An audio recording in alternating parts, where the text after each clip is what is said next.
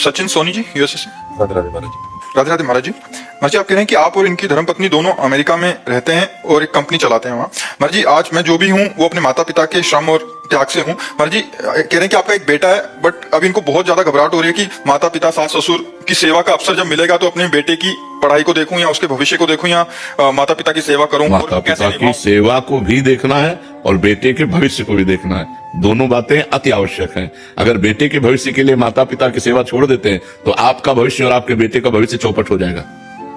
अगर माता पिता की सेवा कर रहे हैं और बेटे के भविष्य को छोड़ रहे हैं वो ठीक नहीं, क्योंकि आपका कर्तव्य है, वो भी कर्तव्य है। जैसे आपके माता पिता ने आपको पुष्ट किया, ऐसे आपको चाहिए अपने पुत्र को पुष्ट करना। लेकिन जिन माता पिता ने आपको पुष्ट किया उन माता पिता की वृद्धावस्था आने पर या सास ससुर की अवस्था आने पर हमको जरूर सेवा करनी चाहिए। अब ये आपको बैठाना है कि आपको माता पिता के पास रह करके बच्चे की सेवा करनी है या माता पिता को अपने पास रख करके बच्चे को पढ़ाना। ये आपको देखना पड़ेगा कि आपको सुविधा क्या पड़ती है, माता पिता को सुविधा क्या पड़ती है।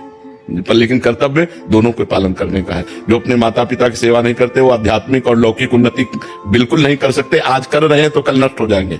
उन्हीं की कृपा से है। हाँ वही, यही बात नहीं। हम सोचते हैं कि उन दिनों के लिए सोचो जब आप लघुशंका और शौच करने का भी ज्ञान नहीं रखते थे, गोदी में ही शौच कर दिया, गोदी में ही लघुशंका कर दिया। कभी हमारे को माता ने इस बात के लिए पीटा नहीं और दुलार ही किया। आज वो सैया पर अगर शौच कर देते हैं तो हमारा कर्तव्य है हमको वैसे ही दुलार करते हुए उनकी सेवा करनी चाहिए। वो बड़े निकृष्ट है, वो बड़े नीच है जो जवान होकर अपने वृद्ध माता पिता को पीड़ा पहुंचाते हैं और उनकी सेवा नहीं करते। उनकी बड़ी दुर्गति होगी। इसलिए मातृदेवो भव पितृदेवो भव, ऐसा हमारा वेद कहता है। वो साक्षात भगवान है। ऐसे भाव से आराधना, प्रेम पूर्वक जब तक भजन नहीं करोगे तब तक बुद्धि का परमात्मा से योग नहीं होगा। जब तक बुद्धि का परमात्मा से योग नहीं होता, प्रकृति से योग होता है। तो प्रकृति विषम है, सुख दुख मान अपमान हर्ष शोक लाभान, ये द्वंद्व व्यापते रहेंगे। इसलिए डट के भजन करो, सब खत्म हो जाएगा। जो गुरुजी ने नाम दिया है या जो नाम प्रिय, डट के भजन करो। बारी मथे घृत होए बरु, सिकता ते बरु तेल, बिनु हरि भजन न भवतरिय, या सिद्धांत पेल। राधा राधा राम राम राम राम हर समय जपो, देखो कितना विशुद्ध ज्ञान आ जाएगा, देखो कितना आनंद आने लगेगा। हर द्वंद्वों पर विजय प्राप्त कर लोगे। भजन नहीं करोगे तो फिर कोई साधन नहीं, सब साधन शून्य है। भजन अंक है, अंक लगे पर हर साधन 10 गुना लाभ देगा। अगर भजन नहीं हो रहा तो फिर कोई नहीं। भजन बहुत कठिन चीज है। हर समय भगवान का चिंतन करना ये बहुत कठिन चीज है। अगर ये कर ले गए तो इस दुरंत माया से पार हो जाओगे। देवी हेषा गुणमयी मम माया दुरत्या, ये जो भगवान की दुरत्य माया है इससे पार वही हो सकता है जो भजन करता है, डट के भजन करता है, हट के भजन करता है। जो माया से प्रपंच से हट के रात दिन भजन करता है वो सब द्वंद्वों पर विजय प्राप्त कर लेता है। भजन के बिना सब अधूरी बात है। खूब भजन करो, किसका प्रश्न है। हाँ भजन करो, सब ठीक हो जाएगा, सब ठीक हो जाएगा। और कुसंग न होने पावे। अगर भजन हो रहा है और साथ में कुसंग हो रहा है तो ऐसा समझ लो कि गाय दूध देने वाली बढ़िया ले हम दूर रहे चलनी में। चलनी समझते ना, जिससे हम आटा छालते हैं, उसमें गाय दूर रहे हैं। एक बूंद पीने को मिलेगा नहीं मिलेगा, अब निकल जाएगा। तो आप नाम जप कर रहे हो, भक्ति कर रहे हो और व्यभिचार कर रहे हो, गंदे लोगों का संग कर रहे हो, गंदे दृश्य देख रहे हो, गंदी बातें कर रहे हो, तो चलनी में गैया दुहे और दोष दयु को दे, हरि गुरु कहो न मानई अपनो ही फल ले। वो मानो गाय को चलनी में दूर कह रहा हमारे भाग्य में दूध नहीं लिखा है, तो पात्र बदल दे, पात्र सही पात्र में दूध तो तुम्हारा भाग्य भी हो जाए। भाग्य से भजन नहीं होता, भजन करने से भजन होता है। भाग्य में भजन नहीं लिखा, भाग्य में 2 ही बातें लिखी, शुभ और अशुभ कर्म, पाप और पुण्य, उसका फल सुख और दुख, बस इतना ही लिखा है। जो नवीन कर्म करने के लिए हमें मानव देह मिला है इसमें भाग्य को नहीं कोसते, इसमें हम इतने प्रवीण बनते हैं, इतने बलवान बनते हैं। रौंद दो भाग्य को और नए भाग्य की रचना करो। मनुष्य शरीर नए भाग्य की रचना के लिए मिला है, पुराने भाग्य से बर्बाद होने के लिए नहीं मिला।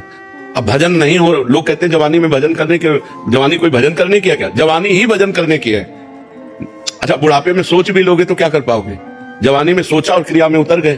तो अगर नाम जब चलता होता यार नहीं, दूसरों को बचाओ और खुद बचो। और अगर अपनी बुद्धि ठीक नहीं है, भजन परायण नहीं है, तो दूसरों को भी कष्ट देगी और खुद नरक भोगेगी, कष्ट भोगेगी। इसीलिए हम कहते हैं अध्यात्म के बिना मनुष्य राक्षस है।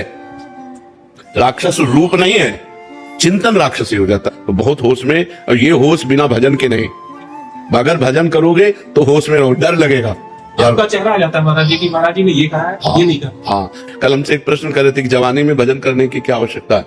जवानी में ही है, क्योंकि इस समय उद्दंडता बल इंद्रियों में सब कुछ रहता है, हम कंट्रोल कर सकें अपने को। अब हमारी बुद्धि ड्राइवर है हमारे जीवन की। अगर बुद्धि शुद्ध है तो सही मार्ग पे चलेगी, और बुद्धि अशुद्ध है तो एक्सीडेंट करवा देगी, कहीं ना कहीं कोई ना कोई घटना करवा देगी, पूरा जीवन बर्बाद हो जाएगा। इसलिए नाम जप करो। समस्याओं का समाधान भगवान है, इंसान नहीं है। भगवान हर समस्या का समाधान है। वो कर तुम अकर तुम अन्यथा कर तुम सर्व समर्थ है। भगवान को लेकर चलो। अब आप बड़े गर्व से घर से निकले, लौटोगे कि नहीं क्या भरोसा। घर से निकलो भगवान का चिंतन करते हुए, भगवान का स्मरण करते हुए। वो बचाएंगे, वो आपकी रक्षा करेंगे। इसका नाम मृत्यु लोक है। बड़ा भयावह है, कब कहां कौन सी घटना हो जाए कुछ पता नहीं है। राधा राधा राधा